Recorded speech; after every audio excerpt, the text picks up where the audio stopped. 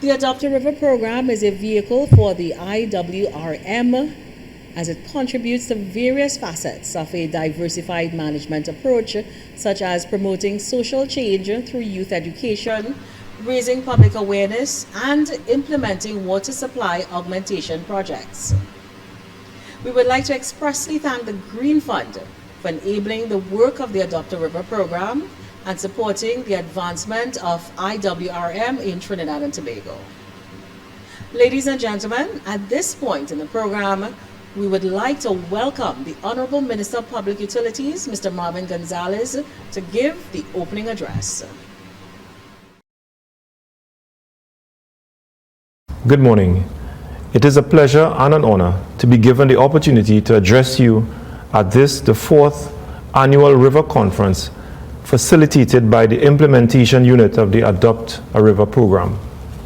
Events like these provide us, the stakeholders, with an invaluable opportunity to share information, adjust our focus, and realign our efforts towards a common goal.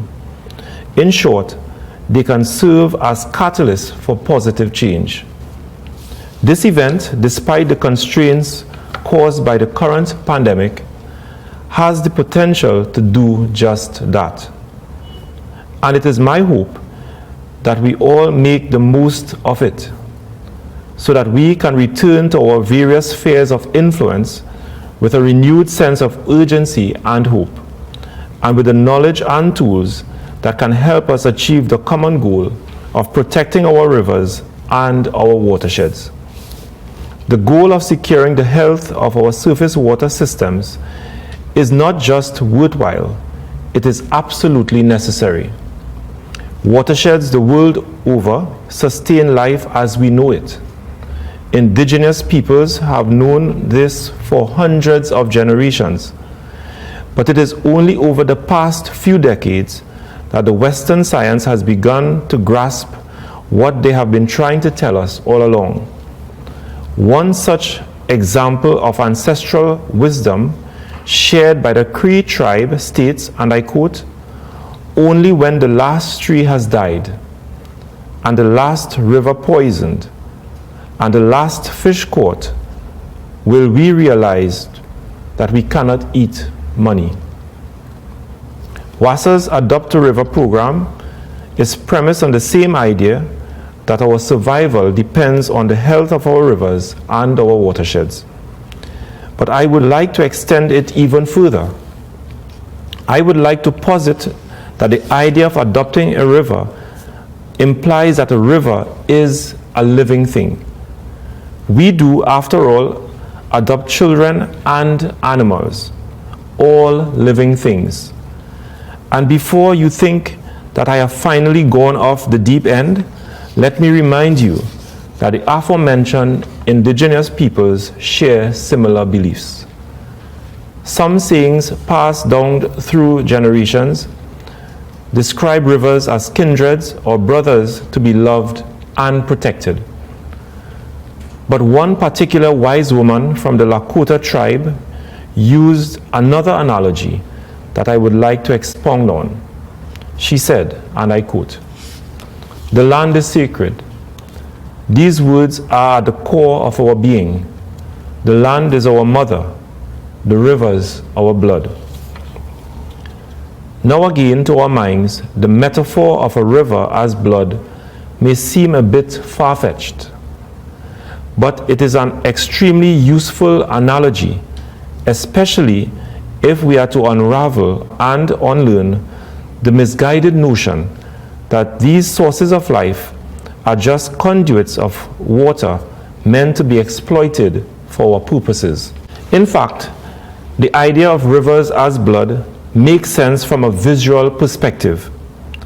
If you were to look at any landmass, an island like ours, or a continent from the sky, you would see rivers branching out across it, much like veins and arteries in a living organism.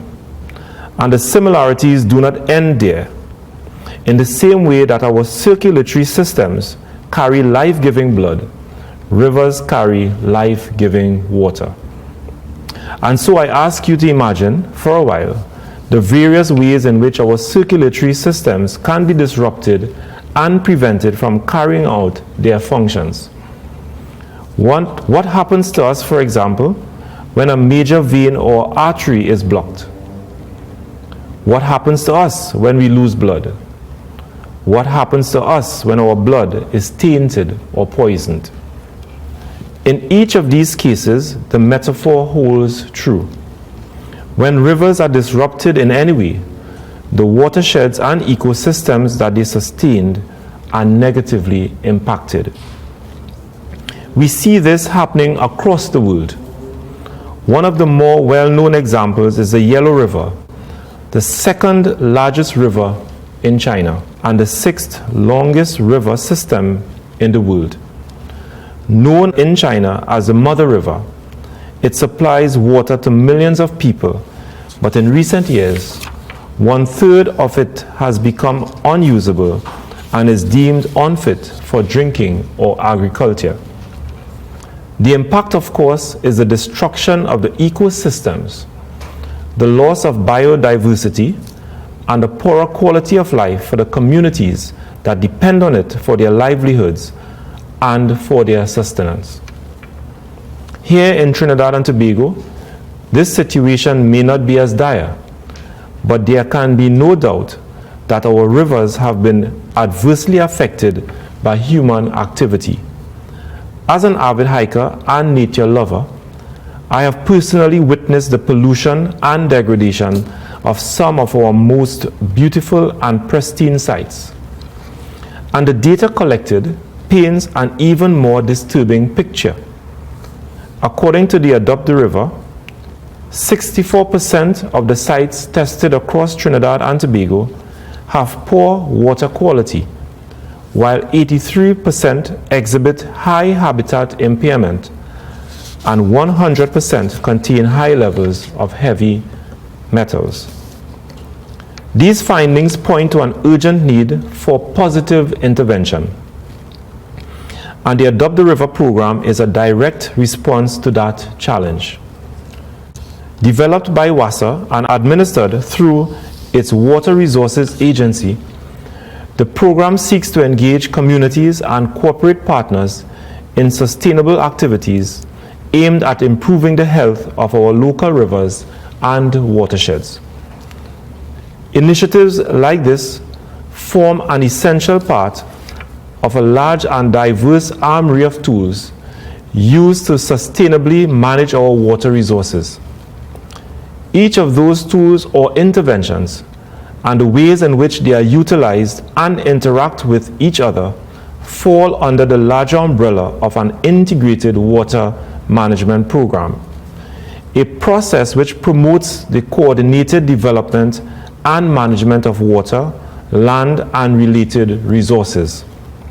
The aim of an integrated water resource management, as it is called, is to maximize social welfare in an equitable manner without compromising the sustainability of vital ecosystems and the environment. We at the Ministry of Public Utilities and WASA have been working extensively on the revision of our National Integrated Water Resource Management Policy, and we will soon be submitting to Cabinet for its consideration a blueprint for an integrated water management program that will speak directly to the sustainable use and management of our water resources, including our rivers and our watersheds. I would like to remind us all, however, that protecting our waterways is not just a governmental or a public utilities issue. It is a cause that we must take ownership of because we are all affected by it one way or another. And so, even as I commend the implementation unit of the Adopt a River program for their continued contribution in this regard, I urge us all to actively participate in the thrust to protect our rivers and our watersheds. This is a battle that must be fought together if we are to succeed not just for ourselves, but for future generations. I leave you with one last maxim, and I quote, We do not inherit the earth from our ancestors. We borrow it from our children. End quote.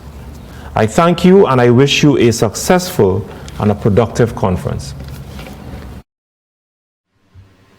Thank you, Honourable Minister. We are truly humbled by your support and we appreciate you for addressing our conference today.